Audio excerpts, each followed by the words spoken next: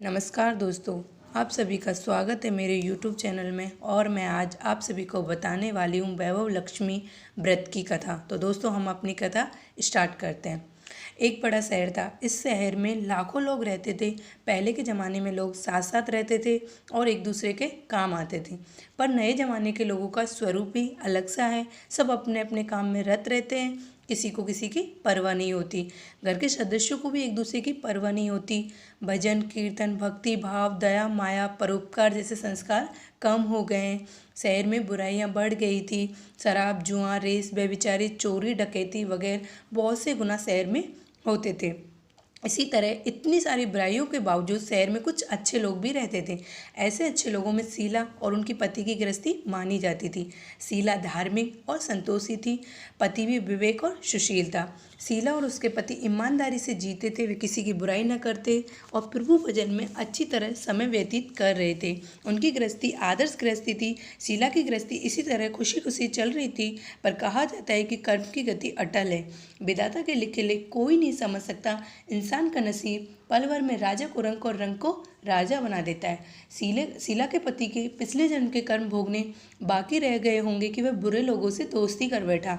वह जल्द से जल्द करोड़पति होने के ख्वाब देखने लगा, इसलिए वह गलत रास्ते पर चढ़ गया और करोड़पतियों की बजाय रोडपति बन गया। यानी रास्ते पर भटकते भिखारी जैसी उनकी हालत हो गई। शहर में शराब, जुआ, रेस, चरस, गांजा वगैरह बंदियाँ फैली हुई थी। उनमें शीला का पति भी फंस गया। दोस्तों के साथ उसे भी शराब की आदत हो गई। जल्द से जल्द पैसा वाला बनने के लालच में दोस्तों के साथ रेस जुआ भी खेलने लगा। इस तरह बचाई हुई धनराशि, पत्नी के गहने, सब कुछ रेस जुआ में गंवा दिया था। इसी तरह एक वक्त ऐसा भी था कि वह सुशील पत्नी शीला के साथ मजे में रहता था और प्रभु भजन में सुख शांति से अपना व्यतीत करता था। उसके बजाय घर में दरिद्रता और भुखमरी फैल गई। सूखे खाने के बजाय दो वक्त भोजन के भी लाले पड़ गए और शीला को रोज अपने पति की गालियां खाने का वक्त आ गया। इस तरह शीला ऐसा है दुख सहते सहते प्रभु भक्ति में वक्त बिताने लगी। एक दिन दोपहर को उनके द्वार पर किसी ने दस्तक दी। शीला सोच में पड़ गई कि मुझ जैसे गरीब के घर इस वक्त कौन आया होगा। फिर भी द्वार पर आए हुए अतिथि का आदर करना चाहिए, ऐसे आर्य धर्म के संस्कार वाली शीला ने खड़े होकर द्वार खोला। देखा तो सामने एक माँझी खड़ी थी। वे बड़ी उम्र की लगती थी, किंतु उनके चेहरे पर एक अलौकिक तेज निकल रहा था। उनकी आंखों में से मानो अमृत बह रहा था। उनका भव्य चेहरा करुणा और प्यार से झलकता था। उनको देखते ही शीला के मन में अपार शांति छा गई। वैसे शीला इस माँझी को पहचानती न थी, फिर भी उनको देखकर शीला के रोम रोम में आनंद छा गया। शीला माँझी को आदर के साथ घर में ले आई।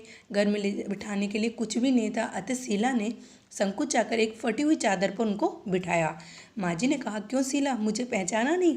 शीला ने संकोच आकर कहा, माँ आपको देखते ही बहुत खुशी हो रही है, बहुत शांति हो रही है। ऐसा लगता है कि मैं बहुत दिनों से जिसे ढूंढ रही थी वो आप ही हैं, पर मैं आपको पहचान नहीं पाई। माँ जी ने हंसकर कहा, क्यों भूल गई? हर शुक्रवार को लक्ष्मी जी के मंदिर में भजन कीर्तन होते हैं, तब मैं भी वहाँ आती हूँ। वहाँ हम हर शुक्रवार को मिलते हैं। पति गलत रास्ते पर चढ़ गया, तब से शीला बहुत दुखी हो गई। दुख की मारी वह लक्ष्मी जी के मंदिर भी नहीं जाती थी। बाहर के लोगों से उसे नज़र मिलाते हुए भी शर्म लगती थी। उसने याददाश्त पर जोर दिया, पर माँ जी याद नहीं आ रहे थे।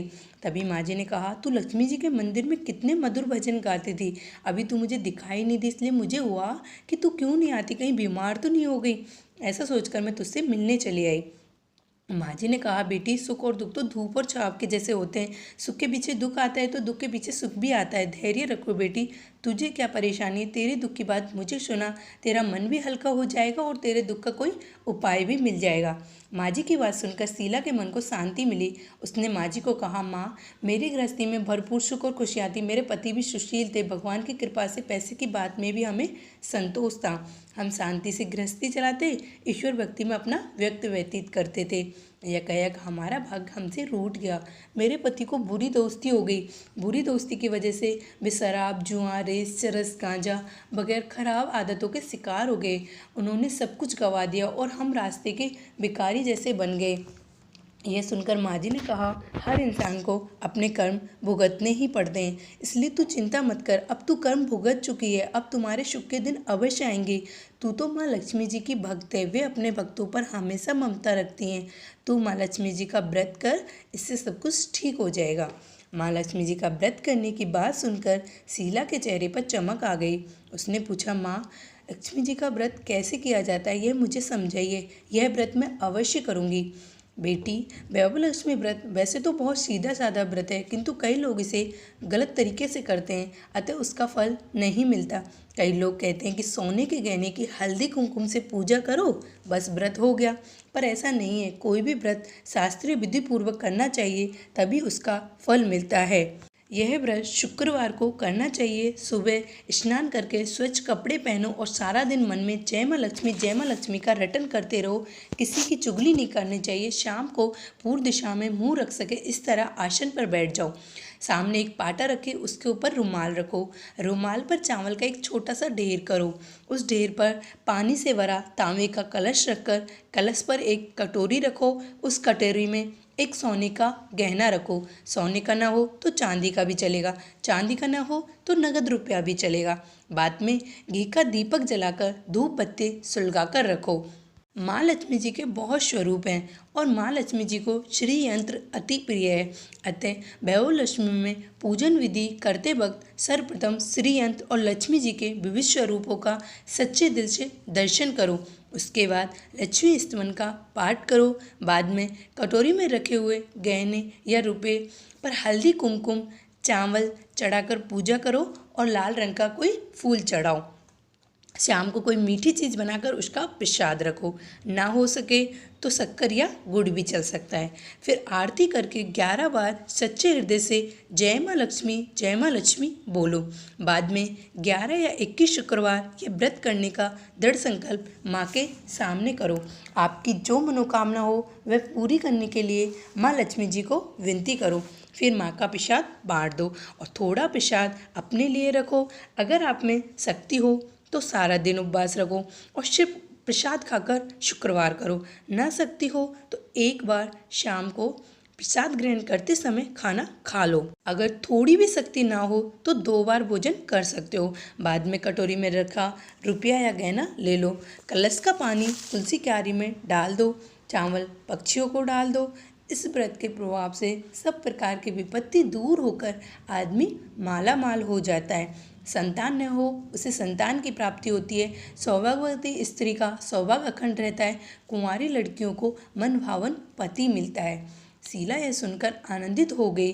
फिर पूछा, माँ आपने वैभव लक्ष्मी व्रत की जो शास्त्रीय विधि बताई वैसे मैं अवश्य करूँगी, किंतु इसकी उद्यापन विधि किस तरह करनी चाहिए, कृपया यह भी करके सुनाइए। माँ जी ने कहा, 11 की जो मन्नत मांगी हो उतने शुक्रवार ये वैभव लक्ष्मी व्रत पूरी श्रद्धा और भावना से करना चाहिए।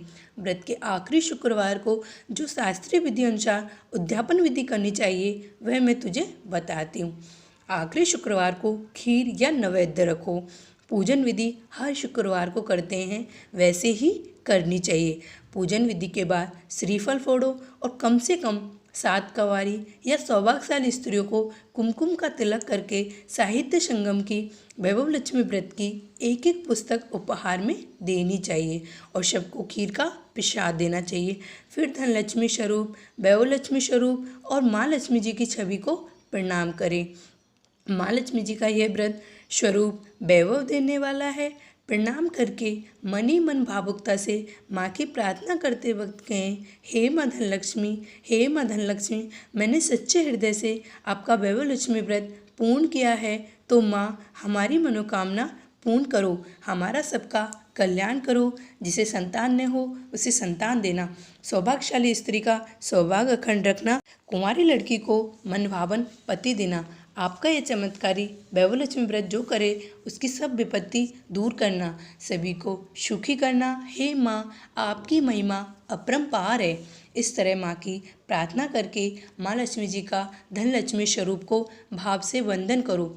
शीला ने संकल्प करके आंखें खोली तो सामने कोई न था। वह विस्मित हो गई कि माँ जी कहाँ गए। वह माँ जी कोई दूसरा न था, साक्षात लक्ष्मी जी ही थी। शीला लक्ष्मी जी की भक्त थी, इसलिए अपने भक्त को रास्ता दिखाने के लिए माँ लक्ष्मी माँ जी का स्वरूप धारण करके शीला के पास आई थी। दूसरे दिन शुक्रवार था। सवेरे स्नान करके स्वच्छ कपड़े पहनकर शीला मनी मन श्रद्धा से पूरे भाव से जय माँ लक्ष्मी का मनी मन रटन करने लगी। सारा दिन किसी की चुगली नहीं की। शाम हुई तब हाथ मुंह धोकर शीला पूर्व दिशा में मुंह करके बैठ गई। घर में पहले सोने के बहुत से गहने थे, पर पति गलत रास्ते पर चढ़ गया। सब गहने गिरवी रख दिए, पर नाक की चुन्नी बच गई थी। नाक की चुन्नी निकालकर उसे धोकर शीला ने कटोरी में रख दी। सामने पाटे पर रुमाल रखकर रुमाल पर एक मुट्ठी भर चावल का ढेर किया। तब वह तांबे का कलश पानी भरकर रखा, उसके ऊपर चुन्नी वाली कटोरी रखी। फिर जैसे माँ जी ने कही थी, शास्त्रीय विधियों अनुसार वैभव लक्ष्मी व्रत पूर्ण किया। यह प्रसाद पहले पति को खिलाया। प्रसाद खाते पति के स्वभाव में फर्क पड़ गया। उस दिन उसने शीला को मारा नहीं, सताया नहीं। शीला को बहुत आनंद हुआ। उसके मन में वैभव लक्ष्मी व्रत के लिए और श्रद्धा बढ़ गई।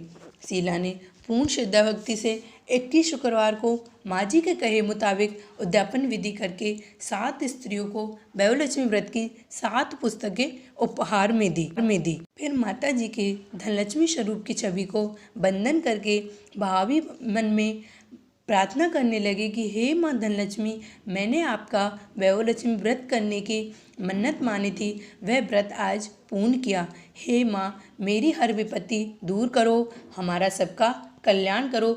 जिसे संतान न हो उसे संतान देना, सौभाग्यवती स्त्री का सौभाग्य अखंड रखना, कुंवारी लड़की को मनभावन पति देना। आपका यह चमत्कारी वैभव लक्ष्मी व्रत करे, उसकी सब विपत्ति दूर करना, सबको सुखी करना। हे माँ, आपकी महिमा अपरंपार है। ऐसा बोलकर लक्ष्मी जी के धनलक्ष्मी स्वरूप की छवि को प्रणाम किया। इस तरह शास्त्रीय विधि पूर्वक शीला ने श्रद्धा से व्रत किया और तुरंत ही उसे उसका फल मिला। उसका पति गलत रास्ते पर चला गया था, वह एक अच्छा आदमी बन गया और कड़ी मेहनत करके व्यवसाय करने लगा। माँ लक्ष्मी जी के वैभव लक्ष्मी व्रत के प्रभाव से उसको ज़्यादा मुनाफा होने लगा। उसने तुरंत शीला के गिरवी रखे हुए गहने छुड़ा लिए। घर में धन की बाढ़ सी आ गई। घर में पहले जैसी सुख शांति छा गई। वैभव लक्ष्मी व्रत का प्रभाव देखकर मोहल्ले की दूसरी स्त्रियां भी शास्त्रीय विधि पूर्वक वैभव लक्ष्मी व्रत करने लगी। हे माँ धनलक्ष्मी, आप जैसे शीला पर प्रसन्न हुई, उसी तरह आपका व्रत करने वाले सब पर प्रसन्न होना, सबको सुख शांति देना। जय माँ धनलक्ष्मी, जय माँ वैभव लक्ष्मी। तो दोस्तों, इस प्रकार ये कथा और व्रत किया जाता है। जो भी इस व्रत को पूरी श्रद्धा और भावना से करता है, माता रानी उसकी जरूर मनोकामनाएं पूर्ण करती हैं। तो दोस्तों, यदि आपको मेरा वीडियो अच्छा लगा हो तो प्लीज़ इसे लाइक, सब्सक्राइब एंड शेयर करना बिल्कुल ना भूलें और साथ में आए हुए बेल आइकन को दबाना भी ना भूलें, जिससे आने